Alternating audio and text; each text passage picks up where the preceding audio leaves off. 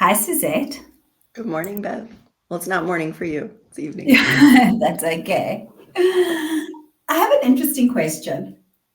Why can't I say whatever I like to my partner? You always, you never. Why can't I just bring up everything when I'm triggered and hope they'll still feel close to me and accept what I've just said?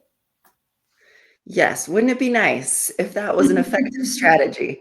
But it's a losing strategy. It's one of the 5 losing strategy, and it's called unbridled self-expression, and it doesn't work. We often feel like, well, we're just venting, we're just being honest, we're just authentically letting our partner know how unhappy we are, but it doesn't work. It doesn't build connection. It just makes their defenses rise. It's unbridled. It's not productive. It's not a Right. productive strategy. What are I your think key, thoughts? sorry. Yeah. I think key for me was what you said was, why can't I be totally honest and expect connection? And I think the key is that no, we cannot say exactly what everything we want with an energy that is nasty and angry and mean and expect our partners to feel close to us. We can say exactly what's on our mind, but we do need to take that pause and that mindfulness, I think, and say, how can I say this in a way that will be received? Mhm. What suggestions would you have to somebody? Yeah, but I've got so much on my mind that I want to say, and how could I say it in a way that could be received? Yeah, there's ways to say it, but there's also the when. Is it Mm, helpful right now? Do I need to say it right now? Can it wait and see if it still bothers me a few days from now? Uh, am I saying it in a kind way? And is it really true? Is this just my subjective experience? You can always own it.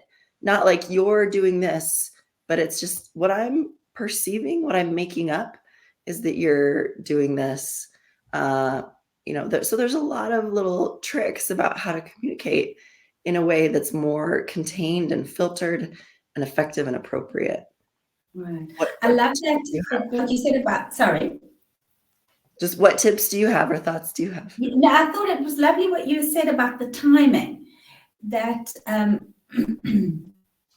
you'll definitely, and this is a tip, that you'll definitely get your partner to give you more and respond more generously if you do contract with him or her and say, hey, is this a good time to speak about something that's on my chest? And if they say no, then it's no. And then to invite them, but please, can you give me a time that it will be? And to contract on a time and agree on a time that is good, and to be brief with what you have to say.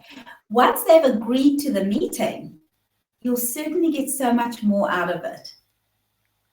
I was going to say that brief when you talked about timing, like brevity is important and being concise, not like a fire hose of emotion and feeling, but really narrow it down. How can I say this in 1 or 2 sentences Right. And I to think key start to with? that is to not you always, you never, but to be very specific. This morning at 7, when we got up, this is what happened, this is what I felt, this is what I made up about it, and this is what I'd like Mhm. to guide our partners into what it is we need, because we so often expect them to mind read, Yes, um, and they will never give absolutely. us more of what we want.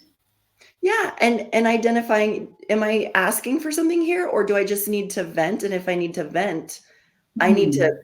contract with them. Like you said, "Hey, can I just vent for 10 minutes and you just listen?"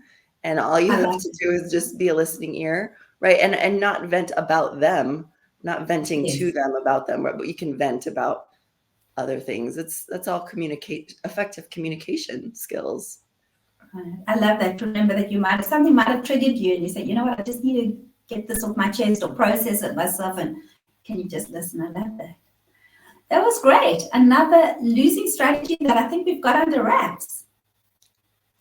I agree. Thank you. Thanks, Bev.